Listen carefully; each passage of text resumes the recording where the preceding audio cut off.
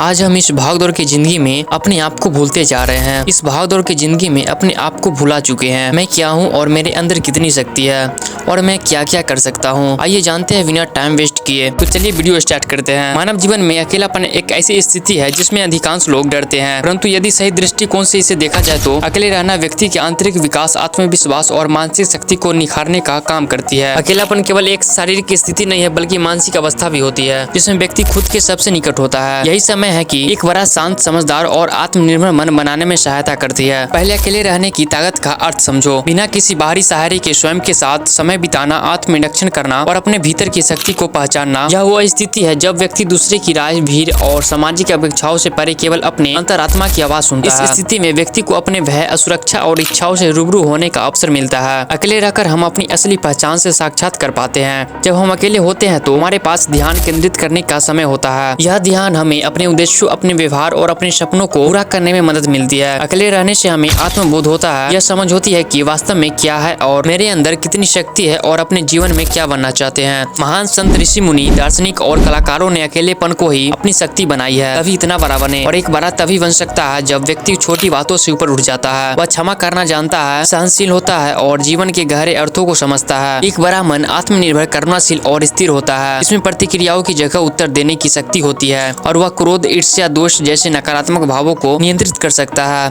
अकेले रहकर व्यक्ति को ध्यान करने, योग करने और आत्मचिंतन का अवसर मिलता है। यह आत्मचिंतन हमें अपनी गलतियों को समझने, उन्हें स्वीकार करने और सुधारने की प्रेरणा देती है। ध्यान से मन स्थिर होता है और विचारों में स्पष्टता आती है। निर्णय लेने की क्षमता बढ़ती है। जब हम अकेले होते हैं तो निर्णय लेने की जिम्मेदारी पूरी तरह हमारी होती है। इससे हमारी आत्मनिर्भरता और आत्मविश्वास बढ़ता है। हम बाहरी प्रभाव से मुक्त होकर अपनी अंतरतम से निर्णय लेना सीखते हैं। और अकेला रहना व्यक्ति को मानसिक रूप से मजबूत बनाता है। वह भावनात्मक सहारे की अपेक्षा छोड़कर खुद को संभालना सीख जाता है। यही भावनात्मक मजबूती उसे हर स्थिति में संतुलित बनाए रखती है। एकांत में व्यक्ति की रचनात्मक खिलती है। जब हमारे चारों ओर शोर नहीं होता है तब हमारी कल्पनाएं, विचार और प्रेरणा स्पष्ट रूप से सामने आती है। कई महान रचनाएं, कविताएं, पेंटिंग्स और खोजे एकांत से ही जन्मे हैं। बुद्ध ने अकेलेपन में ज्ञान प्राप्त किया। महात्मा गांधी ने अकेले रहकर गहराई से आत्मनिरीक्षण किया और अपने सिद्धांतों को विकसित किया। और अकेले रहने का ये मतलब नहीं है कि समाज से हट जाना, बल्कि यह समाज में अपने बेहतर योगदान के लिए खुद को तैयार करना है। जब व्यक्ति खुद को समझ लेता है तब वह दूसरों को समझा पाता है और दूसरे की मदद कर पाता है और समाज में अधिक सकारात्मक भूमिका निभा सकता है। यह जरूरी है कि हम अकेलेपन और अकेले रहने में अंतर समझे।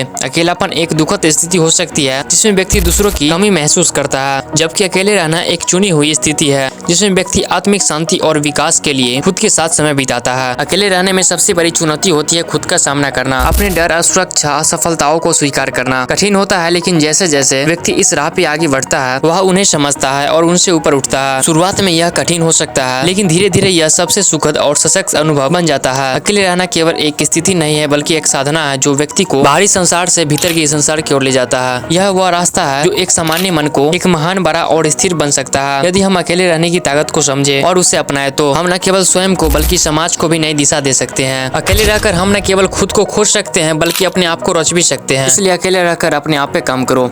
इस वीडियो में कौन सा टॉपिक बढ़िया लगा हमें कमेंट करके जरूर बताना और सब्सक्राइब जरूर से कर देना। मिलते हैं नेक्स्ट वीडियो में, तब तक के लिए जय हिंद, जय भारत।